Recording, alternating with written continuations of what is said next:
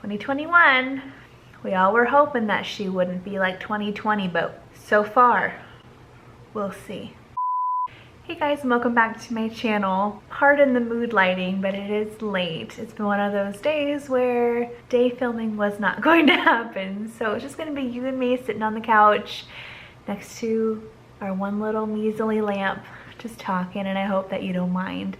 What I wanted to talk about today was my New Year's resolutions. I don't know if I describe them as strict resolutions, but things that I'm going to try to be mindful of for 2021. When I sat down to think about what I wanted to do personally for 2021, what I wanted to be more mindful of and what I wanted to make more priority in my life, I had 4 different lanes of thought. First, for 2021, I'm going to take so much better care of my body than I did in 2019 and 2020. To be entirely honest, I'm not thrilled with the body situation. I feel like most people can relate on some level or another. We all have something about ourselves that we don't like. But after pregnancy, my skin stretched so much and it's not very elastic that I have a major pregnancy pooch, which is fine.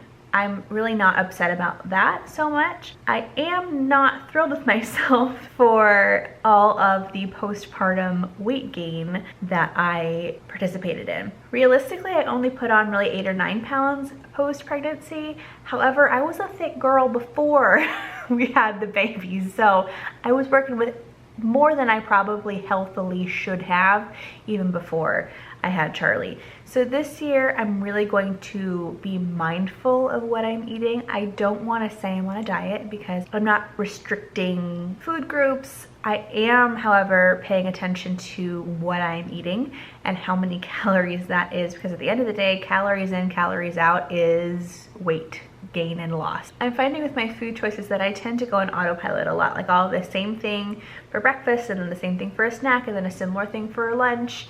And then in there, I'll probably have 3 or 4 random drinks, none of which are water. And all of those choices are compounding to some weight gain and some water retention and just some overall fatigue, health issues. I just don't feel fantastic. I feel okay, but I really don't feel like I'm strong or energetic. I feel pretty fatigued at the end of the day and just tired. And I notice that when I eat better, I feel better. Duh. So I'm trying to be mindful of that and not go overboard on it, because I tend to be an all or nothing type of person. If I go for a diet, I will be so strict on that diet and I will not eat over this amount of macros and blah, blah, blah, blah, blah. And then I'll burn myself out on it in a week and then it's all for nothing and I don't make any progress. So I'm really trying to go into this with a really balanced mindset of, you know, there'll be days when you get pizza delivered to the house and it's okay to have a couple slices of pizza. It's maybe not advisable to eat half a pizza. I tend to have a pretty toxic relationship with food where I use it as a coping mechanism, and that really isn't serving me.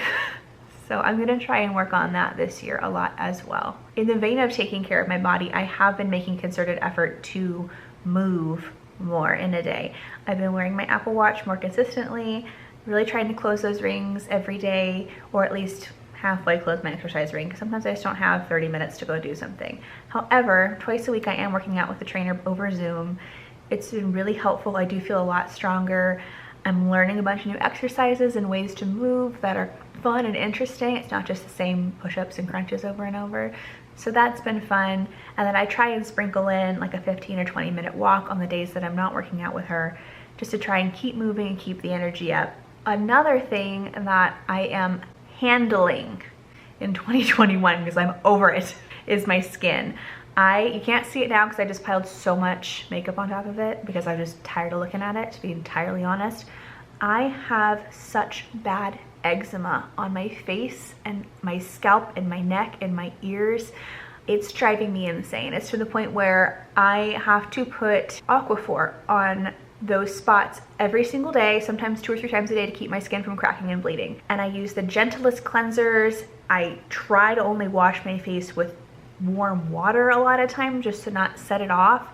and it's just getting worse and worse, and none of the medicines that I've had from previous dermatologists are working on it. I really don't think it's diet related because it went away entirely when I was visiting my mom in California, who is on a well water with a water softener system. It was just gone, and I didn't have any diet changes while I was there, so I don't feel like it's related to any sort of a food allergy. I got a water softener for our shower, which has helped a little bit, but it's not doing enough. So I need to go and get that figured out ASAP. So I actually have an appointment for that tomorrow. Wish me luck that it goes well. I am just so tired of feeling like a red scaly monster all the time. And to be honest, it's super uncomfortable. So I want to get that taken care of. And the last part of really taking care of myself for 2021 is to honor my body when it tells me it needs to rest. I am horrible at that. I am one of those people that's like, we gotta push through. It's fatigue is a sign of weakness for some weird reason. And on one hand, it's a little bit of a blessing to be hyper driven because you get a lot done. However, you burn yourself out really fast. And when you burn yourself out hard. And I am realizing that as I get older, that cycle is not serving me anymore. In college, you kind of have to do what you have to do. You know, you stay over 2 or 3 nights straight and get the papers done and all the stuff turned in, and then you crash out for 4 days, and that's kind of to be expected. But when you're pushing 30, you know, it's time to balance yourself out a little bit, ma'am.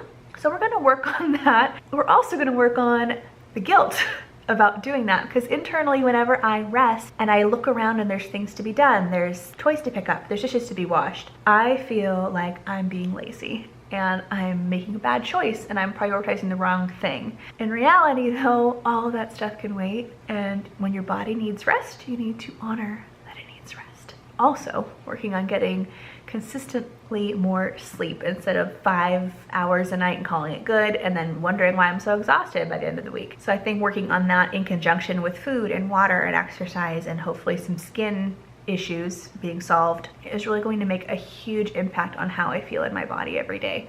And I'm excited to see how that goes. So far, we're about 10 days in and I've lost 4 pounds. Who knows what that is, but I'm encouraged by it. I do feel stronger. I feel like I have a little bit more stamina during the day. I don't feel like I'm crashing out from like a carb sugar cycle that I put myself in. Another thing I'm going to be working on in 2021 is just being more spontaneous. I tend to thrive off of a routine. I'm a type A lady. I like things to go where they go. I do things in a particular order every single day because it's the most efficient and blah, blah, blah, blah, blah, blah, blah, blah. However, I will put myself in a rut so fast doing that, and then I wonder why I'm so unhappy at home because I've been doing the same thing over and over and over and over. Obviously, COVID quarantine has not helped with that. I think all of us feel that to an extent, that we're kind of doing Groundhog Day and nothing's ever different, and we wake up and do the same 10 things to go to bed and do it all over again the next day. However, one thing I noticed, especially when I was in California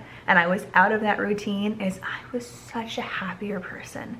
Just having some variety in my day and what I did and the way I spent my time was so beneficial to me. So that's something I'm going to be mindful of for 2021, is just doing the thing. Even if I wasn't planning for it or prepared for it, just go do it. You'll be fine. A big one that I personally want and need to put more time into for 2021, and this might feel like it's too personal, but I don't really care. I know we all have similar issues at home, is I need to put more time and energy and care and love into my marriage. I think it's safe to say that when you have kids, especially if it's your first kid, it throws you for a loop because you have no idea what you're doing. You're just trying to get through the day and survive whatever phase you're in and not kill the kid. And it tends to suck the romance right out of your marriage, and you become teammate, roommate, parent club. And that's not sexy. I find that I am the one in my relationship that shuts down the spontaneous romantic gestures. Daniel will come up to me and tell me I look pretty and try and give me a kiss, and I go, what are you talking about? I'm in leggings, a dirty sweater, and I have eczema face. What are you trying to say? And then he's like, whoa, okay, sorry, you know, and who can blame him if you get that reaction? And I also find that since I work at home and I'm always home with Charlie, I become super task oriented really quick and I emotionally check out a lot. I'm so focused on getting all the things done and put away and ready to go, and the list goes on, that I don't stop and make sure that I'm present with my husband. And that's really what he wants, is to spend time with me. He loves me, he wants to be close to me, and I am too preoccupied with making sure the plates are put away that I don't make enough time for him. And it's something that we talked about just between the two of us. There's obviously a lot of things that I won't share, but I want to make more time for him. He deserves it. He's my partner, he's my dude, and I need to make sure that he feels loved. So something to that effect that I want to put into effect for 2021 is some sort of a date night system. We haven't been on a date, just the two of us with no baby, since February 2020. Obviously COVID played a factor in that. No one's really going out.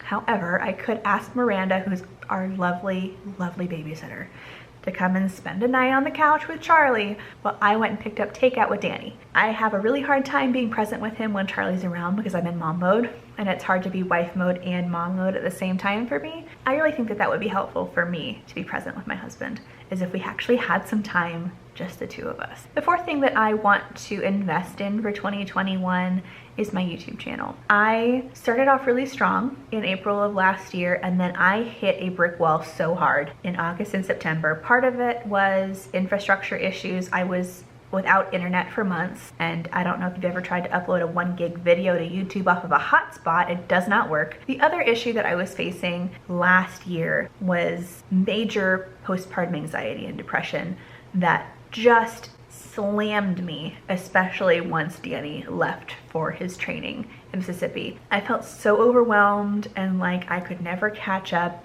and I also felt so anxious and vulnerable and scared that I was not comfortable putting anything out on the internet about myself at that point. With that experience, I decided to go and spend 6 weeks with my family in California. It was the best thing I could have done for myself. It really pulled me out of the rut that I was in my head.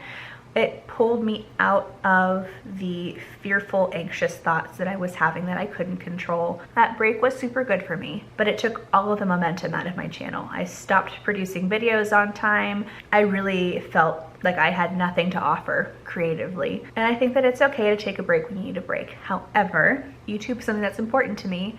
And if something's important to you, you have to make it a priority and you have to invest time into it consistently and keep chipping away at it. So for 2021, I really want to get back on my upload schedule of 1 video a week. Not to play the comparison game, but there are some ladies out here that are killing it with 3 and 4 videos a week. That's not my ministry. I don't have the brain power for that. My perfectionism goes so far overboard that I obsess about every little word that comes out of my mouth that I couldn't possibly do that much content in a week. However, I think once a week would be good. Not to mention this is my creative outlet and I think it's fun. For 2021, I'm going to put more time into it. I'm going to consistently show up for it because I feel great when I do. In the vein of YouTube, I want to learn some new ways to edit. I use iMovie on my Mac, and I know there are so many things on that program that I haven't utilized or utilized very much that I actually would probably like. I also got a mic for Christmas. Danny got me a Blue Yeti microphone and a sound box to use for voiceovers instead of using the voice memos option on my phone and airdropping them to my computer. It's a system that works, but it's a little cumbersome, and it's definitely a step up to have a real microphone. So I'm excited to learn how to use it. So you'll see a few voiceover videos coming soon while I'm messing with my new mic. Hopefully it sounds good. You'll have to let me know if you have Blue Yeti. If there are any tips and tricks to how to use it, I'll definitely be messing with it in the next few weeks. And my big goal for YouTube for 2021 is to hit 1,000 subscribers and to be able to monetize my channel. I know that there are so many other content creators on this platform that are striving for the same thing. And I know you understand how discouraging it can be sometimes, especially when the algorithm doesn't pick you up or YouTube just removes subs from your account because it doesn't think that they actually want to watch your content. That's annoying as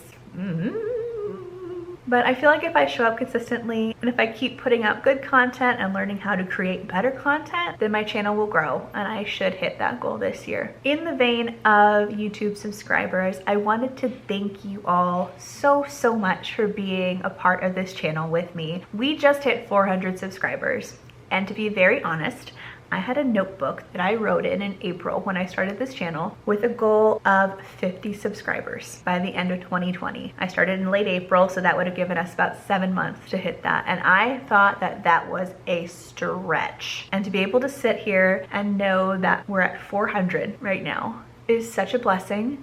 And it's because of you, and I wanted to say thank you. When we hit that milestone, that meant the world to me, and I'm so thankful. If you like this channel, if you like the content, if you find you can relate to what I post, please be sure to share it with your friends. Leave me a comment with what your New Year's resolutions are for 2021. I know it's been a weird 13 months around here, so let me know after all of that, what has hit your priority list the most. I'd love to read them. I'll be responding to the comments. Be sure to like, make sure you're subscribed, and I'll see you in the next video.